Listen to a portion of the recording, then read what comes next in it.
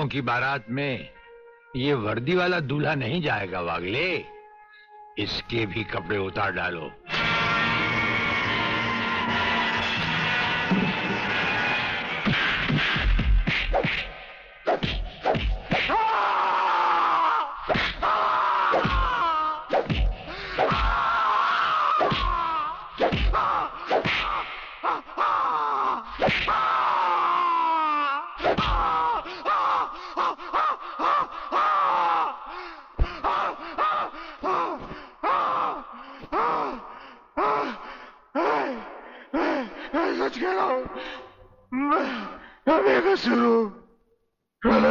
के बारे में मैं कुछ नहीं जानता।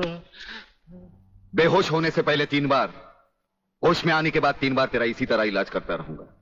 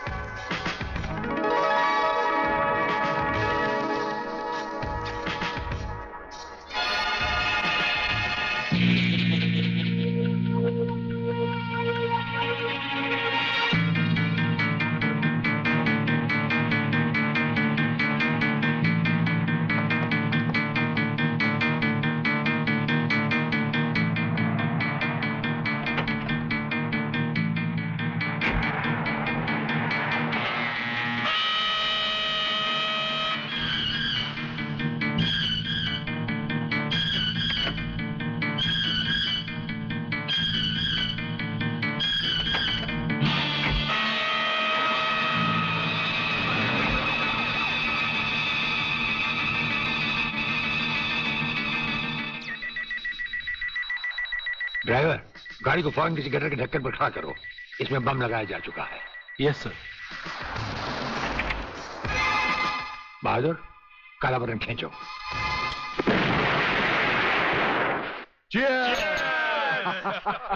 पियो, आज जी भर कर पी लो।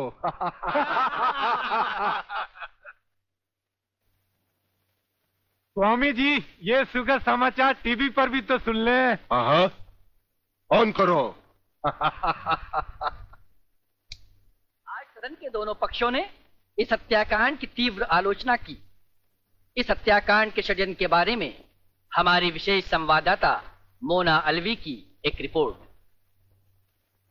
आज दोपहर ब्रिगेडियर सूर्यदेव सिंह अपने विशेष दस्ते के साथ भोजन के लिए रवाना हुए।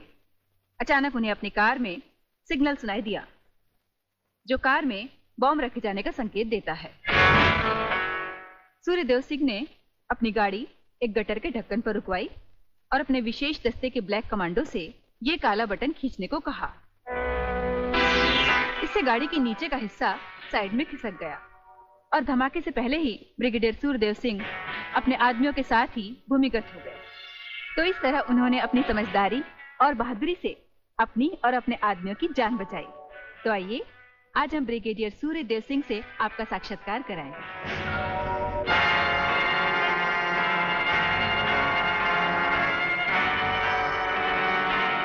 ब्रिगेडियर साहब, क्या आप हमें बताएंगे कि इस साजिश में किसका हाथ है? हाँ, हाथ होता तो कभी का काट चुके होते हम। ब्रिगेडियर साहब, आप हमारे दर्शकों को बताएंगे कि इन देशद्रोहियों ने आप पर हमला क्यों किया? जाहिर है कि हमें जीवन दान देने के लिए नहीं, हमारी जबान भी हमारी गोली की तरह दुश्मनों से सीधे बात करती है, टीवी पर नहीं।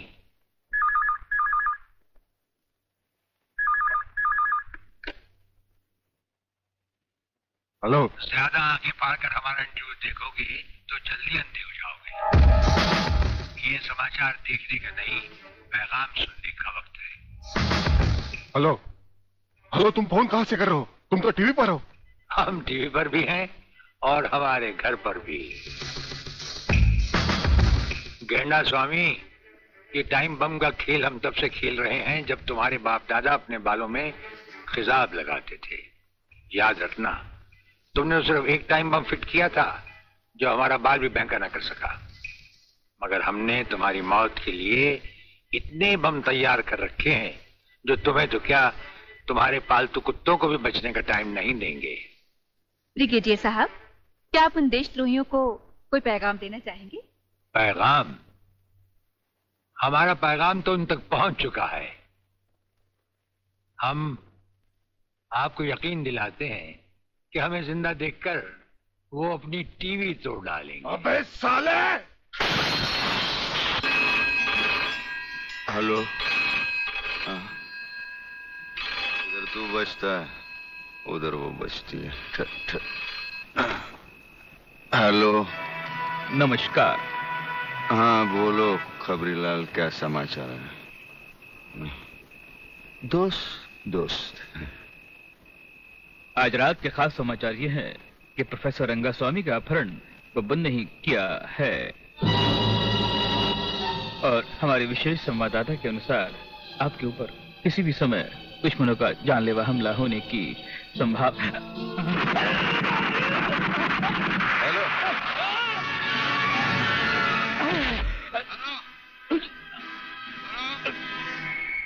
खबरीलाल के अंतिम समाचार समाप्त हुए। Hello hello.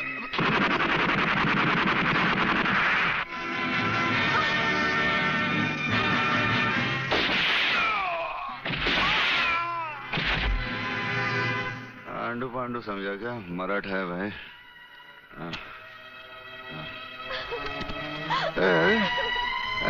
चल चल चल, खाना लगा, चल खाना लगा, खाना लगा। गुदगुदी होते हैं।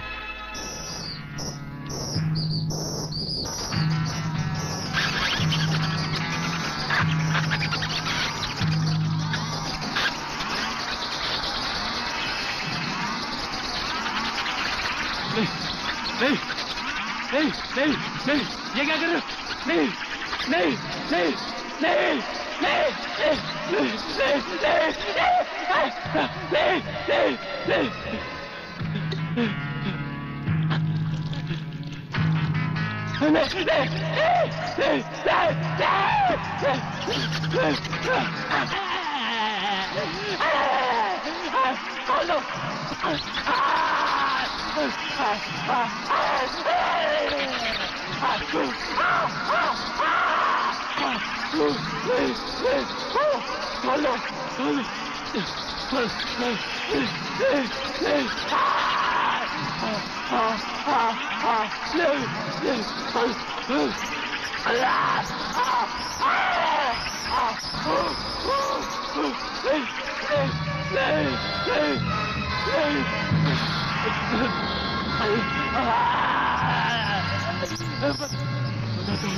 बता दो, खोल दो मुझे, खोल दो, खोल दो, खोल दो, बताता हूँ, बताता हूँ, बता दो, बता दो, खोल, बता दो, बता दो, बता दो।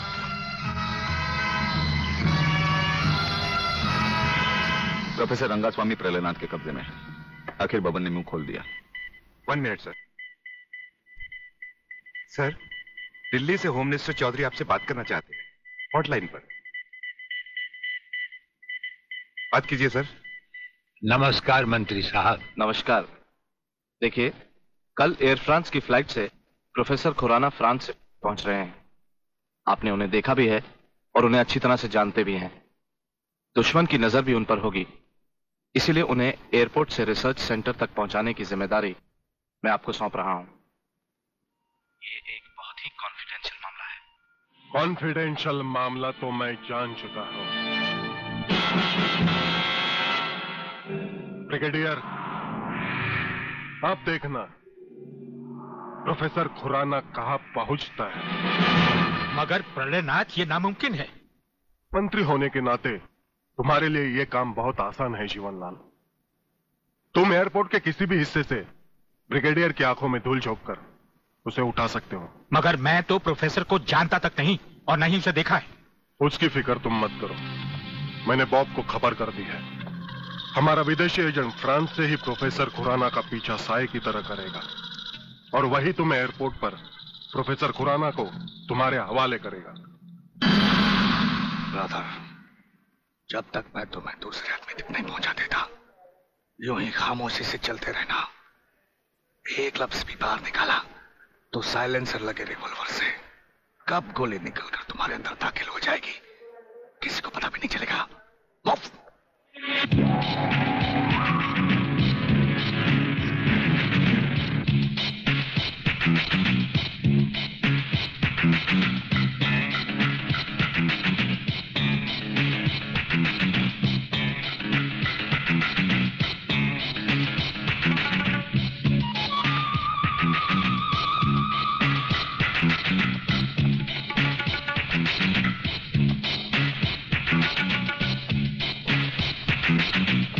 नमस्कार प्रोफेसर खुराना साहब, नमस्कार। मेरा नाम जीवनलाल टंडेल है। मैं इस राज्य का मंत्री हूं। आपका स्वागत करने आया हूं।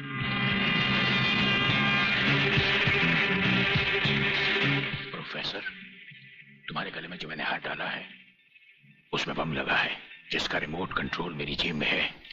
जरा भी होशियारी दिखाई तो तुम्हारे चीथड़े उड़ जाएंगे, समझे? खामोशी से मेरे साथ चलो, चलो आइए।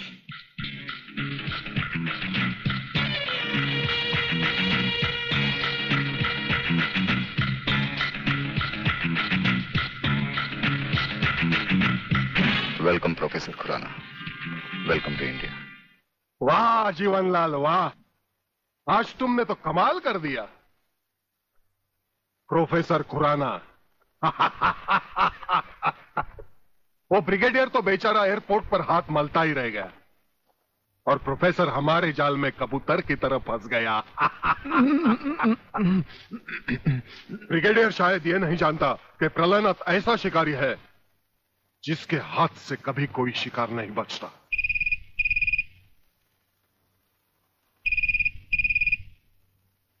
खोल दो इसे। हेलो। अंधे की हाथ बटेर लग जाए तो वो शिकारी नहीं बन जाता गेंडा स्वामी।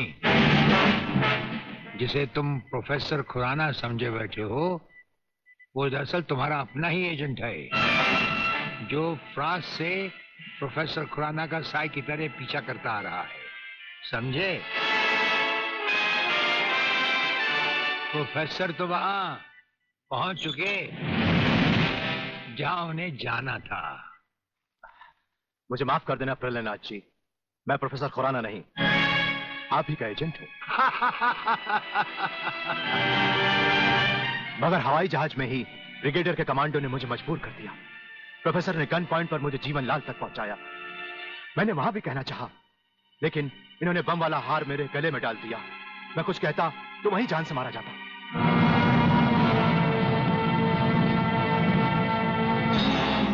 तुम वहां पर भी मारे जाते और यहां पर भी मारे जाओगे।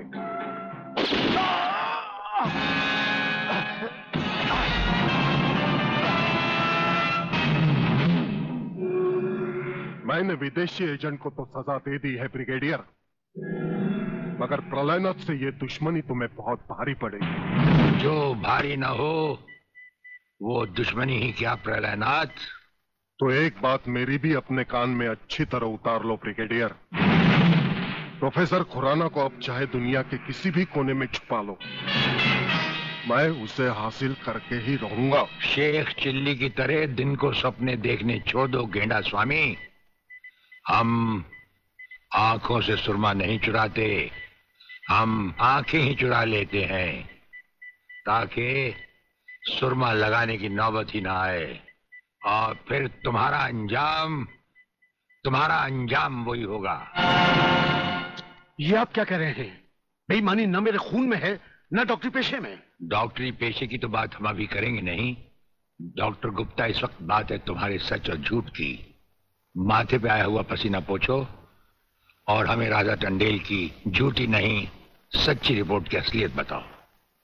झूठी रिपोर्ट? हाँ, जो रिश्वत लेकर तुमने बनाई और एक मामूली सी प्रेगनेंसी को एक खौफनाक रेप का केस बनाकर संजय और उसके दोनों साथियों को हवालात में पहुंचा दिया। ये सब झूठ है। आपको किसी ने गलत बताया है। चिल्लाने से झूठ नहीं छुपता डॉक्टर गुप्ता। हमें पहचानो, हमें ब्रिगेडियर सूर्यदेव सिंह कहा जाता है। हम मुर्दों से सच उगलवा लेते हैं, तुम तो फिलहाल जिंदा हो। सच सच कह डालो। आप समझते क्यों नहीं ब्रिगेडियर साहब? मैंने कोई गलत रिपोर्ट नहीं बनाई और न ही कोई रिश्वत ली है। फिर ये क्या है डैडी? ये देखिए।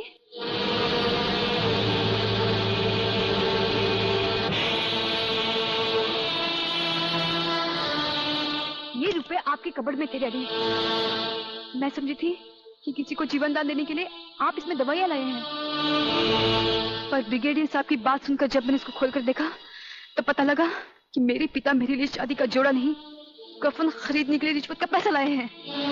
संध्या। हाँ डैडी, जिस संजय चौहान को आपने सलाखों के पीछे पहुंचाया, मैं उसी से प्यार करती हूँ। अगर संजय को कुछ हो गया तो मैं जिंदा नहीं रहूंगी, मैं मर जाऊंगी। देखा डॉक्टर, हराम के पैसे का रंग। जिस पैसे से तुम अपनी बेटी की शादी बड़ी धूमधाम से करना चाहते थे, वही पैसा अब उसी बेटी का सुहाग छीन सकता है। अब भी वक्त है डॉक्टर, सब कुछ सच सच कह दो।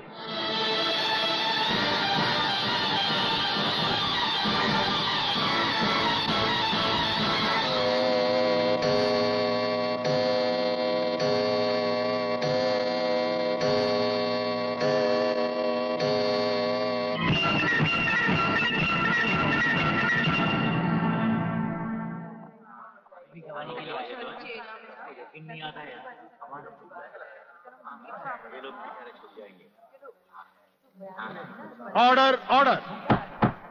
अब डॉक्टर गुप्ता बयान देंगे जिससे सारी अदालत के सामने जाहिर होगा कि असलियत क्या है। जज साहब, मिस राधा टंडेल के बलात्कार की झूठी रिपोर्ट मैंने ही तैयार की थी। सच्चाई यह है वो पेट से थी और उनका अबॉर्शन मैंने ही किया था।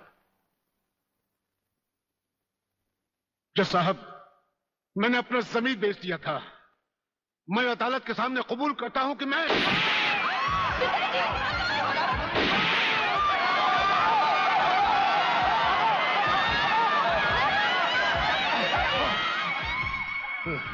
बेटे।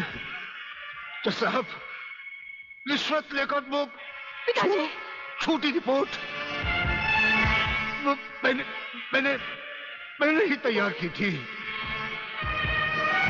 वो लड़के निर्दोष। पिताजी, नहीं, ये नहीं हो सकता। पिताजी, पिताजी, पिताजी, नहीं।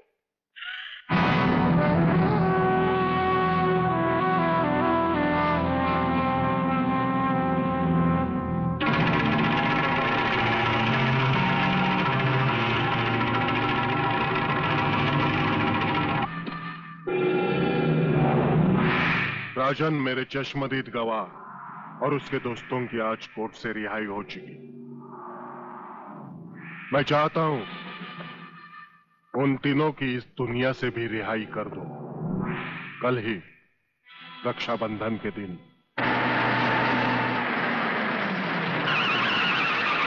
अरे शांति, यहां क्या कर रही है?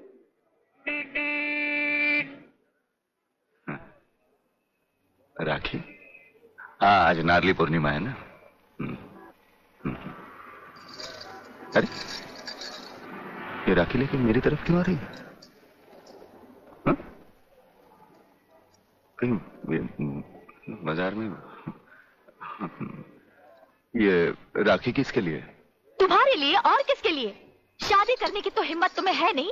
इससे अच्छा है कोई दूसरा हिम्मत वाला मर्द ढूंढ लूं और तुम्हें भाई बना लूं। लाओ इधर हाथ। नहीं नहीं नहीं नहीं नहीं, मैं तुम्हें भाई बना के नहीं नहीं और मुझे राखी बांधने दो। नहीं नहीं नहीं नहीं बोला ना। नहीं मेरे को राखी बांधते क्या करते तू? नहीं मैं पुलिस वाला हूँ, वैसे भी तेरी रक्षा करूंगा। नहीं अब